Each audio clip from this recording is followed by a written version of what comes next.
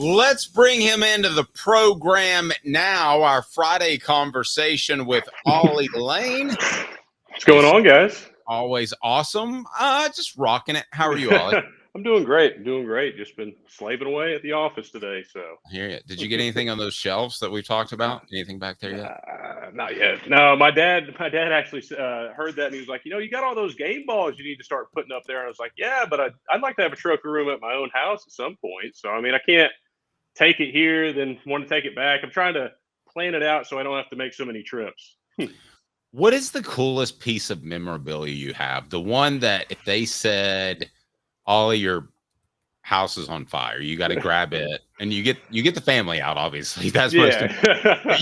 you gotta grab this one piece of memorabilia. What would it be? Man, I mean, I feel like it's either going to be my senior jersey from the Cheez-It Bowl or.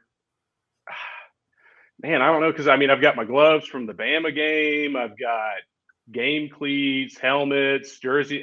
I got a lot of stuff. I'm not gonna lie. I've racked up the memorabilia from the years, but I know there's something special about that last season jersey. It's got my captain's patch on it, so I mean, it's that's the one that kind of like I guess would be the top, I guess. But is there any? Let me ask you this: is there any of the what goes on in the NFL? Like, here's the way it works. Like, so I really like Ollie Lane, and I play for the other team, and I go up to Ollie Lane. I go, I grew up watching you play. Can we trade jerseys? I'll autograph mine, and you autograph yours. Always seemed weird to me. I'm old school. I liked it when the Redskins and Cowboys hated each other. But that's the NFL, and it is a job, and I kind of get it. Yeah. Have you ever heard of any like people swapping gear after the games in college? No, but honestly, that'd be pretty cool. I mean, I think it's pretty neat in the NFL how they do it. I get you want the rivalries, but I mean, it's shows respect to the game and respect for each other's talents. It'd be neat if they did that in college, but obviously the jersey costs and stuff are different, and the availability to get those things in, I feel like, is a little bit different in the NFL than it is in college football. So, is there one? How about this? What would be cool is usually you get one from a guy that you really respect, and I really respect this guy. But the coolest one would be to go up to Will Anderson after you guys shut him down in 2022 and just say, hey, man, I've always liked your play. Sorry things didn't work out, but could you autograph your jersey and give it to me? Yeah, no, I'm sure that would go over great. I mean, you'd be like, this Ollie guy's just rubbing it in. Yeah. Oh, man. But no, I mean, I think it would be neat to just kind of do some of that in college. I mean, there's a lot of guys that, I mean, I have conversations with and stuff after the games, and you kind of show some of that respect and stuff. And, I think there's some of like maybe sharing some gloves, or like I picked up some different quarterback towels and stuff along the way from different schools that I have. But that's neat to kind of collect some stuff too from different schools and just kind of have like a little SEC collection almost. But all right, Ollie, let me ask you this. Obviously, Cooper immediately comes to mind. Yeah. Brew McCoy, who I would argue is the greatest transfer in terms of a leader and an overall player, would rank up there as well. I guess let's start with those two guys. And then who are some other seniors that deserve their kudos, their flowers on senior day? Yeah, I mean, definitely starting out, obviously, Cooper Mays has just been the rock solid core of this offense throughout. It just feels like he's been there forever. But, I mean, I remember when Coop came in day one in 2020, and, I mean, he came in with a purpose to change things. Obviously, had his older brother, Cade, to kind of show him the ropes. But, Coop's done a really good job throughout the entirety of his career at Tennessee to now, just stepping up more and more into leadership roles, being more vocal. And then, I mean, for the past 3 years up to now, I mean, he's been that big leading voice in the offensive line room. And, I mean, the same goes with Brew. I mean, Brew coming in from another school, having to restart again from zero. He's done a really good job of coming in and earning everybody's respect and trust. He didn't come in thinking it's expected just because we're teammates, but he came in, he earned it, and he put in his hard work, and it shows in the way that he plays. And he's one of those guys that's just truly like lead by example. He does it right. and he puts in a lot of effort into everything that he does, and it just shows what he does, and it comes back onto everybody else, especially in that wide receiver room. They see the way that he plays and wants to mimic that. As far as more seniors, I mean, obviously you got to look at guys like I'm trying to think who all the who all the seniors are. I mean, obviously, I think Will Brooks is in his 4th year, correct? I think Will Brooks may have another year left. Let me check on that. But yeah, go right ahead. But I mean, like, that's another guy that's been a huge stepping point and a turning point for this team. I mean, as a guy that's a walk-on, there's not a lot asked of him at the beginning, but he took it upon himself to really put it out there what he could do and be a leader from a different perspective. I mean, obviously, you see your leaders most of the time are older, more highly talented guys. But I mean, he's one of those guys that didn't come in with a name and earned it through the ways, and kind of paved a way to show that you can do anything if you just put your mind to it. And he's one of those guys, again, that's like a lead by example person. Overall, I mean, the senior class in general, they continue to do a great job of just holding everybody together and accountable. The leadership over there has grown a lot since over the past few years since Heupel's been there. But I mean, even then, he's put a big emphasis on it's a player-led team, and he wants not necessarily just the seniors to lead, but everybody to lead with him. But the seniors have done a good job of understanding that this is our last rodeo. We're going to put it out on the table and leave Tennessee in a place that we want it to be. And that's always been the message from former players to players leaving. It's like, we want to leave this place better than we found it and allow the next group to keep continuing to make it better than it was. Will Brooks was a part of the 2000 team. So technically, Caleb, does he have another year? 2000? What are you talking about? The 2000 team? I'm sorry, the 2020, yeah. 2020. I do that all the time. I did that on John Pennington's show just recently. If he redshirted in 2021, then yeah, he has another year. So okay. I think he's out of eligibility, so I'm gonna go down that path. I think the red shirt was his freshman year. So, but anyway, let me name off a couple other guys, and I know you want to jump in here too, Caleb. There are a couple of guys that do have some eligibility remaining, and I want to get to them. But let me just throw some guys at you. Dane Davis. Yeah. Okay, I don't think he's the most spectacularly talented offensive lineman in the world, but where is Tennessee against Oklahoma without Dane Davis coming in and at least being serviceable? And now he's been a part of an offensive line rotation. So that's a pretty significant one as far as a guy who has absolutely maximized his ability.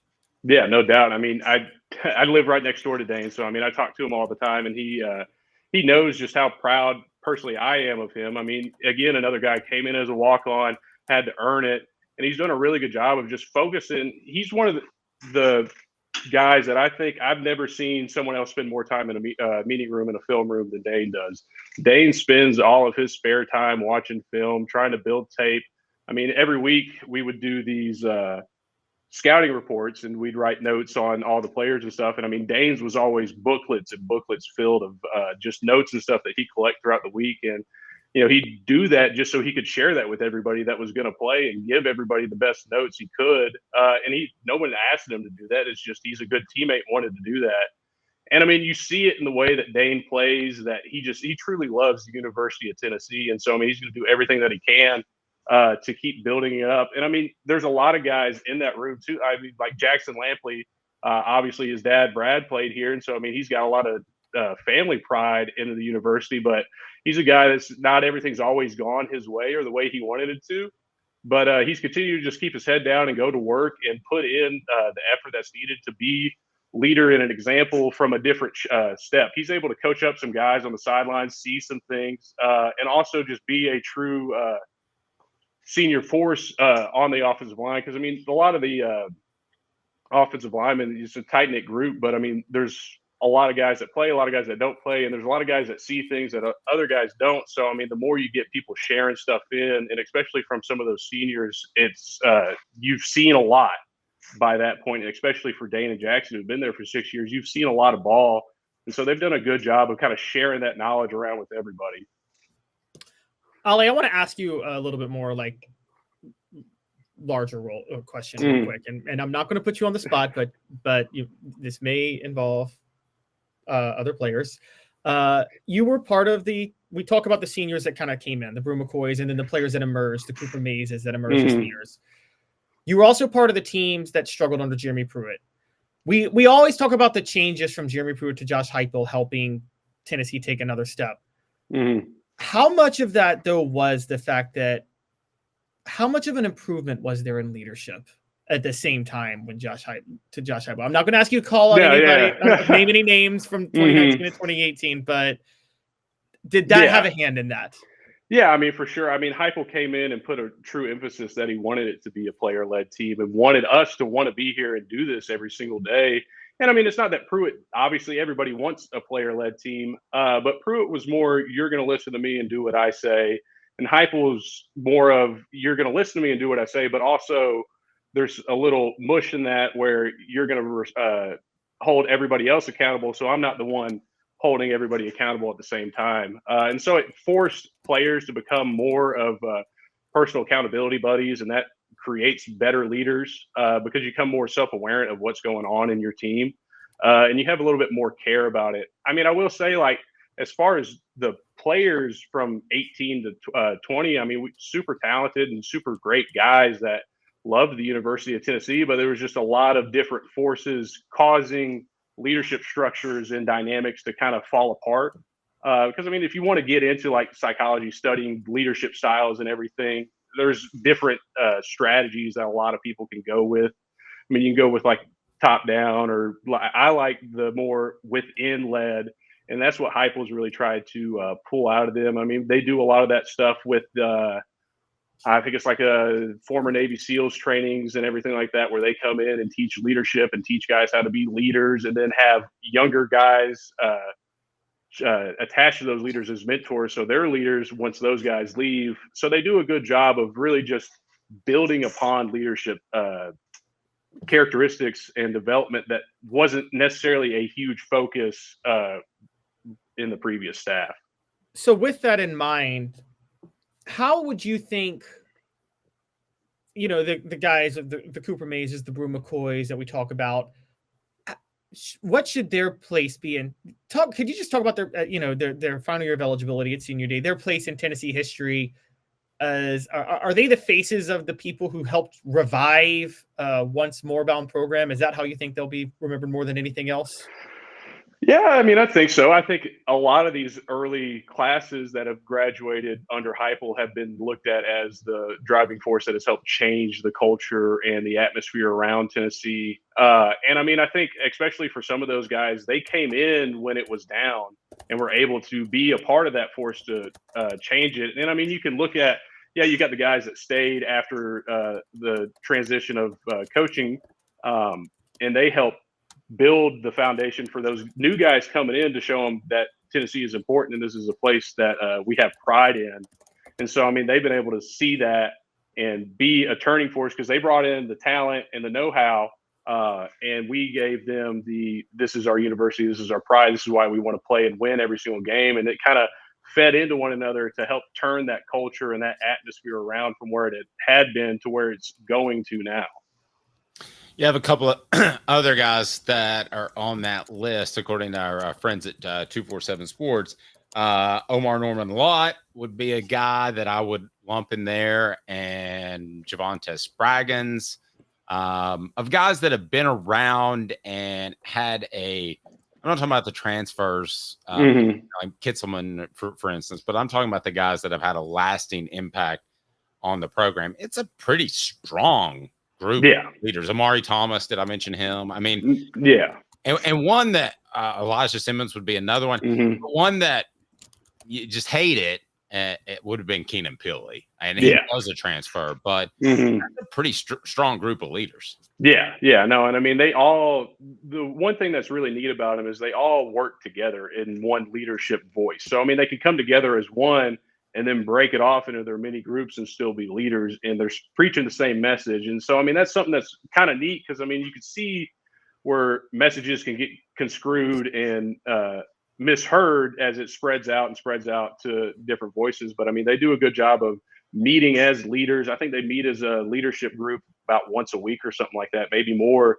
And then they take that and they truly spread it to everybody and keep it all one whole message, able to spread it out into multiple avenues.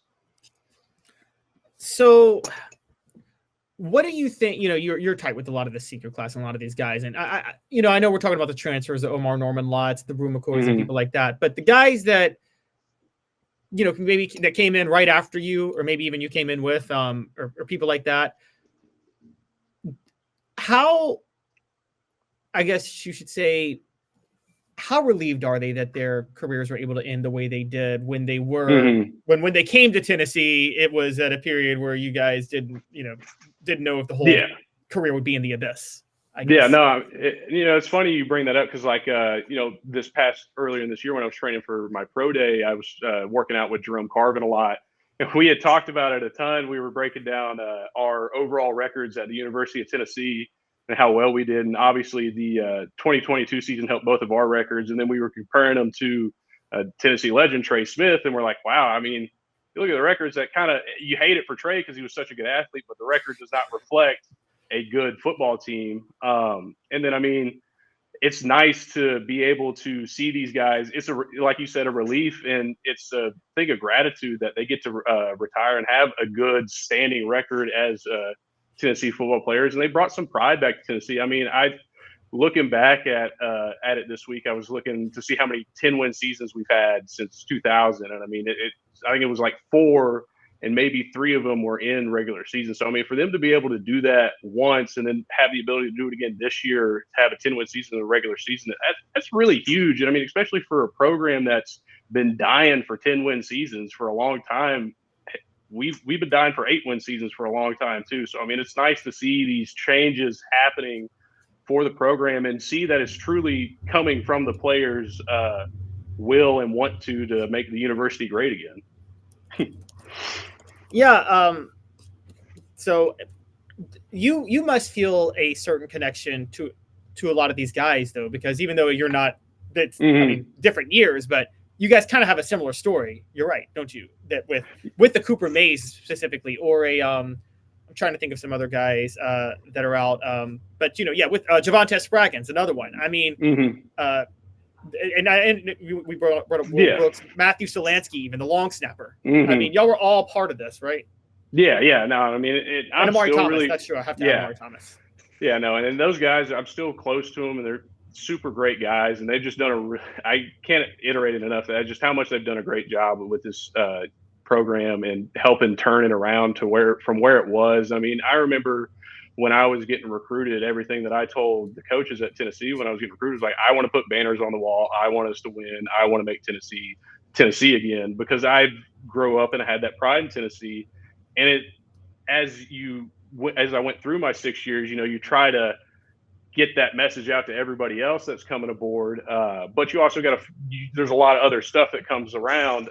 So a lot of these guys also had that same pride and that same love for the university and wanted it. And it helped spread that out to more and more people as they continue to get more people like the Jackson Lampleys, the Dane Davises, the Matthew Solanskys, the guys that truly love the University of Tennessee and came to the University of Tennessee because of what the program and the school has. And so they poured into it everything that they had because they truly, truly cared about it. And you could see it throughout the entire senior class and really the entire team. You can see they truly do pour everything that they have into this program.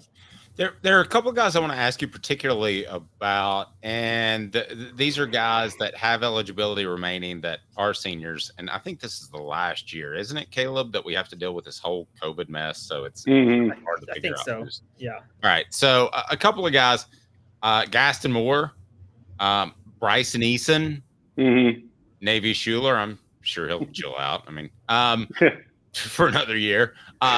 Dominique Bailey. I mean, if you're those guys and you're weighing a decision just individually, for different reasons, I could see them coming back, but I could also see them saying, I've rubbed a lot of tread off the tire. Yeah.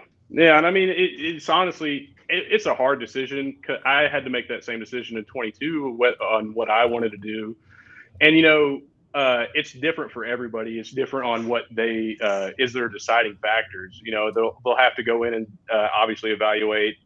For some of them, do I have enough to go ahead and go to the next level, or do I need another year to really put some more stuff out there? And then, I mean, you've got some guys that are just like, hey, do I want to keep playing football, or am I ready to move on to the next part of my life? That was a big decision for me in 22.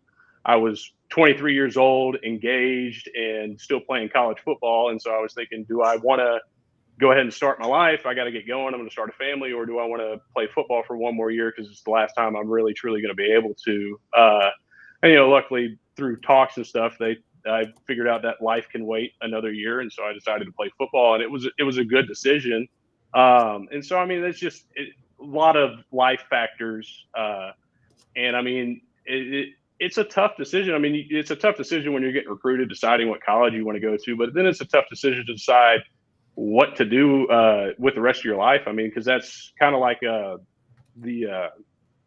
guess a milestone moment, deciding on whether you want to stay in college for another year or move on to what's next. So, man, can I ask you a tough one real quick? Yeah. Okay. All right. Portions of the program brought to you by Sports Treasures, carrying over 5 million sports treasures. I got to get that in, and so much more. Follow on Facebook for the best sports memorabilia daily updates. Sports Treasure TN on Facebook. Dylan Samson, under the old school transition from college to the NFL, I would tell him, Dylan, you need to go, because as of 5 years ago, you weren't getting paid, and you're not going to have a lot of tread left on the tires. You've already been a workhorse. But nowadays, I'm not so sure, because he's going to get NIL money. I'm sure he would be a significant one. But you also want to get ahead of that pension, which, for those that don't know, if you get 5 years in the NFL, you got a pension and you're taken care of. And I've known a lot of guys that got that and a lot of guys that didn't, and it changed their life later in life. And the other thing is, I like Peyton Lewis. I'm not comparing him to Dylan Samson, who's had a great year. If you're Dylan Samson, what's going through your mind right now, you think? I feel like for Dylan, it's like I just talked about, it's just weighing his options here and what kind of noise is out there, if it's buzz. And I mean, I'm sure it's a lot of buzz for him, that there's significant opportunities for him in that next level. I believe for Dylan that he's got enough on tape and enough shown out there that he can make that next transition. And I mean, honestly, it depends on. I don't think a worry on his plate is he's leaving the running back room in a weak spot next year, because they're still very strong and deep. And I think for him, it's more or less, does he want to? You always got to think about it. Do you want to risk another year to get an injury that could change the scope of what's that next step going to be? So I mean, it's just a lot of options for him to weigh. If I was him to make a decision, obviously check all my sources and stuff. But for him, I feel like at this point in time, the running back room is going to be a good spot. They're continuing to bring more and more people into the fold, into that room. And for him, he's put everything that he's needed to. He's broken the season touchdown record and continues to make a name for himself that's going to leave a mark on the university. So for him, it just depends on how much more does he want to accomplish at the University of Tennessee that he hasn't already. Sounds like you think he's going. I don't know. If it was my decision, I feel like I might, but I'm not in that position. So Yeah. Okay, so our stat of the day, can you hang tight for that? Because our stat of the day has to do with Dylan Samson. How's that sound? Yeah. No, I can stick around. UPS Store Hardin Valley, helping individuals and small businesses, wide range of products and services, link right down below, and they're owned and operated by Tennessee fans. What's our stat of the day for Ollie to think about over the weekend? Because I'm sure that he's going to do nothing else but think about his conversation with me and you. So it's kind of an interesting one. Dylan Samson, he leads the SEC in scoring this year with 126 points. Now, that is already top 10 all time for non-kickers. in the SEC. Top 10 among non-kickers. Wow. Dylan Samson Yeah. is leading the SEC at 126. He is on track, if he keeps his pace up, to finish second all-time kickers, non-kickers, period, only to Najee Harris, when I'm sure you remember Ollie in 2020. Najee Harris was the most unstoppable force in scoring. And that's an great. insane stat. Yeah. Just hearing that and then thinking, why hasn't his name been mentioned with a Heisman Trophy yet?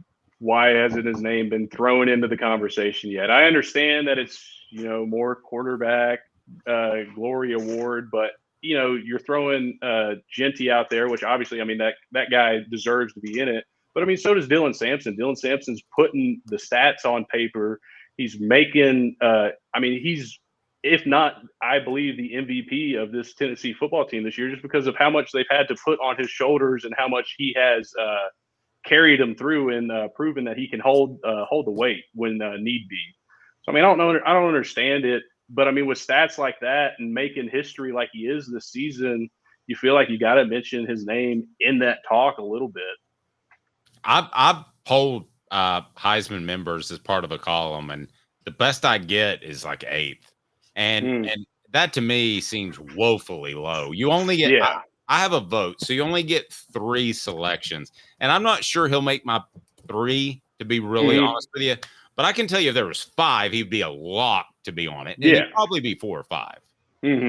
Yeah, I mean, I understand with the Heisman, he's more towards quarterbacks and stuff like that. But I mean, when you got guys that are just being super athletes and super names in the game, you got to give them some of that recognition. And I mean, obviously the university and our fans have done that. But it'd be nice to just get his a little national notoriety for him more than it already is. I agree with you, buddy. Hey, have a great weekend. We didn't even talk about the game because this just in, Tennessee's going to stomp you. Yeah. So, I mean, I've got it, I think I said 45-10. Potentially, don't hold me to it, but I think it's 45-10 that I believe is going to be the final score. Okay. So. Send that link to whatever media outlets cover the UTEP, and let's see if we can get it fired up and started, because former Vol Ollie Lane's calling for a mega blowout. Yeah. And I think he said specifically those minors aren't even of age. That's a good one. Did you go do there? Yeah. Ollie Lane, it means a lot, man. We appreciate you, buddy. All right. Appreciate y'all.